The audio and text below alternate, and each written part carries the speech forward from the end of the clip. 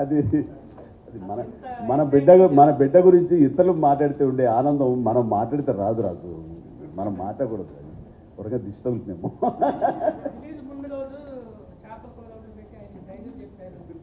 ఇది వంటింట్లో జరిగే విషయాల గురించి అంటే 35 yearsగా మీరు ఫ్రెండ్స్ కదా, ఇలాగ స్టేజ్ మీద ఓకే, సినిమాలో కలిసి ఎప్పుడు చేస్తారు చూస్తాను రాజు. అంటే ఈవేళ నిజం చెప్తాను రాజు, ఈవేళ ఈ సినిమా గురించి కానీ ఈ సినిమా మీద మాకు ఏర్పడిన అభిప్రాయాలు కానీ ఇది ప్రజల్లోకి మరింతగా వెళ్ళాలి, దీన్ని చూడాలి అని అలా అనుకుని చూద్దామని అనుకునే వాళ్ళు తిరిగి థియేటర్కి ఎగ్జైట్గా వెళ్ళేందుకు మీరు ఈ రోజున దోహదపడాలని చెప్పేసి మీడియా వాళ్ళు కోరుకుంటున్నాను.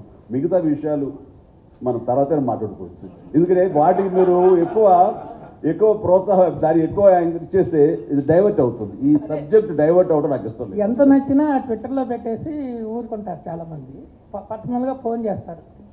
ఎగ్జైట్మెంట్ నేను ఫస్ట్ టైం చూస్తున్నాను. ఆగలేదు నాకు,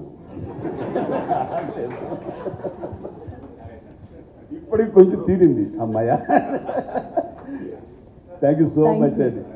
thank you sir, thank you so much.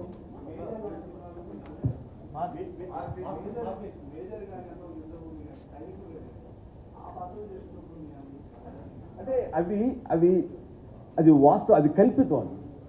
So కల్పితమైన characters చూసినప్పుడు అది ఎంతవరకు కమర్షియల్గా రాణించింది, ఒప్పించింది అనే దాని మీద ఆధారపడుతుంది. బట్ ఇది మన కంటి ముందు జరిగినవి, వాస్తవానికి అతి దగ్గరగా వెళ్ళారు. అండ్ ఇలాంటి సబ్జెక్ట్స్ చూసినప్పుడు ఇందులో మనం రియల్గా జరిగింది అన్ని మళ్ళీ ప్రతిరూపంగా మనం చూస్తున్నాం. కాబట్టి దీనికి ఉండే ఎగ్జైట్మెంట్, దీనికి ఉండే రిసెప్షన్ వాటికి ఉండదని అనుకుంటున్నాను నేను. ప్రొవైడెడ్ అది కమర్షియల్గా మరింత ఎగ్జైటింగ్గా తీస్తే తప్ప.